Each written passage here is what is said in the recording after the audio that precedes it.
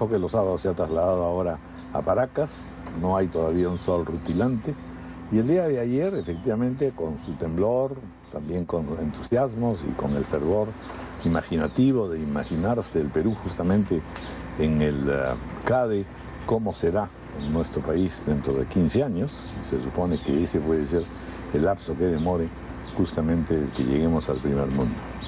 Y todos los ponentes y participantes en efecto han planteado pues desde diversos ángulos cuáles son las necesidades, requisitos, prioridades que pueden llevarnos a esa anhelada situación.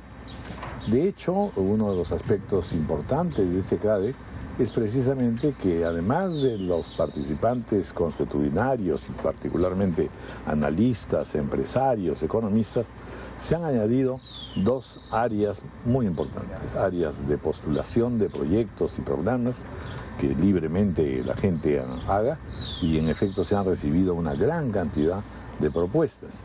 Y finalmente la intervención también de jóvenes que puedan de alguna manera darnos una visión diferente de esta perspectiva del Perú llegando al primer mundo. Y ambas exposiciones, la de un estudiante universitario que ya está en las finales de la carrera, que es al que vamos a entrevistar ahora, Manuel Muñoz Dodero. Bienvenido, Manuel, muchas gracias por estar con nosotros. ¿Qué tal? Muchas gracias por la invitación. También estuvo una alumna de secundaria del colegio, de los colegios de excelencia que hoy día están funcionando y que nos están mostrando también los mejores frutos, Kelly Pérez. Perspectivas distintas, perspectivas en realidad que marcan un poco lo que tenemos que ir advirtiendo, que la visión del país, que la manera de enfrentar los problemas, que de imaginar soluciones, también requerimos pues del contexto y el auxilio de gente joven que tiene sin duda otra perspectiva. Manuel Muñoz Dodero, en tanto que estudiante de Economía y Finanzas de la UPC, cuéntanos un poco, primero, qué llevó a tu vocación en pro de la economía, ¿no? A estudiar economía. Y en segundo lugar, naturalmente, desde que has iniciado los estudios, supongo que cada vez más y crecientemente ha estado presente el Perú, ¿no es cierto? Como referencia constante en los estudios. Sí. A ver, cuéntame de esa relación, de cómo te fue sorprendiendo ver al Perú ya desde una perspectiva universitaria. Bueno, buenos días. Gracias por la entrevista. Bueno, ¿cómo decidí estudiar economía? Básicamente fue un aliciente de mi padre. Mi papá era ingeniero y visitaba constantemente el interior del país. Y me decía, mira lo que tienes acá y mira lo que hay en el interior, ¿no? Mira todo el desarrollo, la brecha de desarrollo que tenemos. ¿Cómo puedes tú? Yo lo hago a través de construyendo carreteras. ¿Tú cómo lo puedes, cuál va a ser tu aporte para desarrollar el país, ¿no? Ahora, cuando he estado en la universidad y he tratado de plasmar los conocimientos que la carrera me ha estado dando, veo que hemos avanzado un montón. Las regiones se han desarrollado bastante, pero se han desarrollado, digamos, en el tema comercial, en el tema económico. La institucionalidad en el interior del país, bueno, en Lima tenemos serios problemas de institucionalidad con muchas dependencias públicas. En el interior del país se inició un proceso en el 2002 de descentralización del poder político y económico.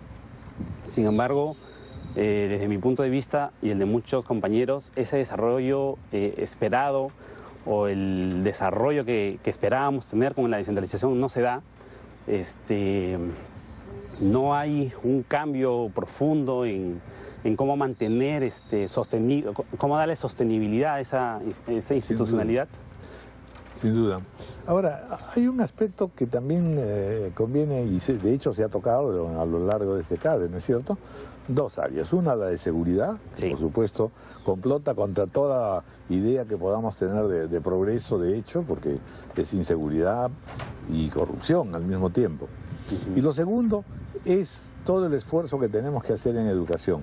Y ahí sí me gustaría conocer un poco tu punto de vista al respecto. Es decir, el mundo ha cambiado de tal modo y los estudios, tanto de educación primaria y secundaria cuanto los universitarios enfrentan ese dilema, es decir, no ser aburridos, tener una permanente actualidad y poder lograr un poco crear esta visualización de futuro, ¿no? Ajá. Un entusiasmo de futuro, porque a veces uno, con toda franqueza, no solamente ahora sino antes, se aburría olímpicamente en la escuela por algún matiz que había de no tener, por así decirlo, realismo concreto.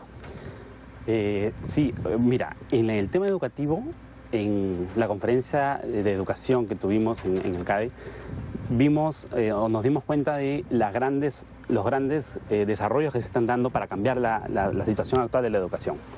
Entre otras cosas, se mencionó de que la educación que están recibiendo los niños, se capacita bastante al profesor para que el niño tenga la confianza y le den la paciencia que todo niño necesita para aprender.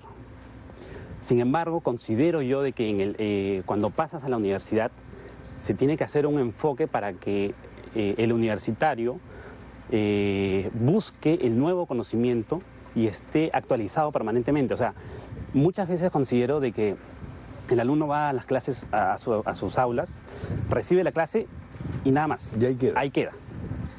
Yo considero de que es necesario, si te dan un conocimiento, que lo compruebes en la realidad, o viendo a otros autores, o diciendo qué dice, o contraargumentándolo.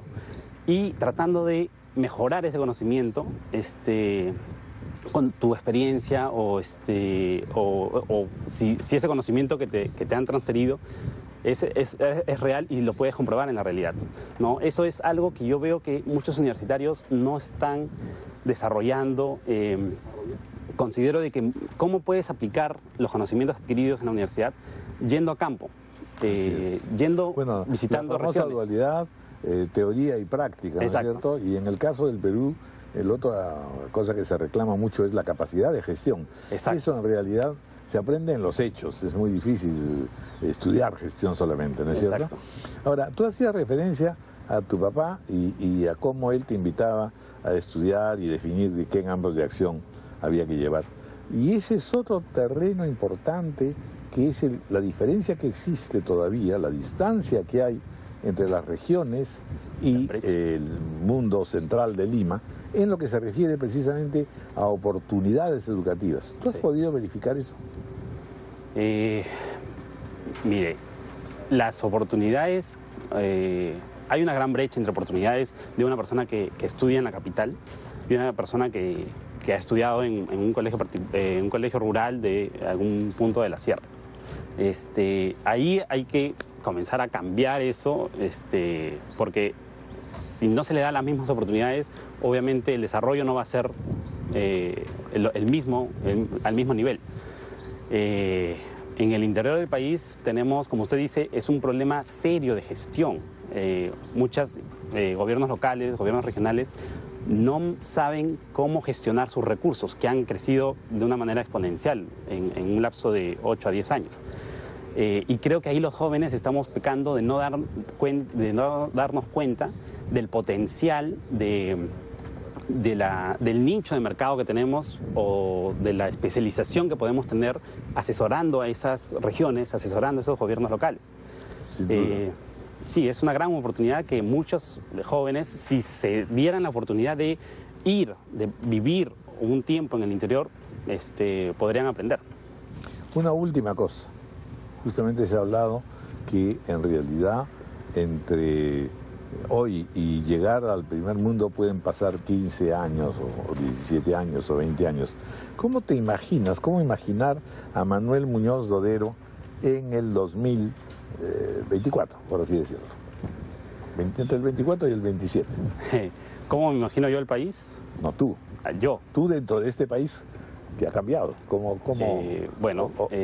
Yo tengo aspiraciones de convertirme en un empresario que haya logrado o haya promovido el desarrollo del país, desarrollar los campos, aportar a la reducción al incremento de las oportunidades de muchas personas que tienen las ganas de salir adelante, pero sin embargo no se les da la oportunidad por diferentes motivos, simplemente económicos, desde económicos hasta desconocimiento de las oportunidades que se ofrecen.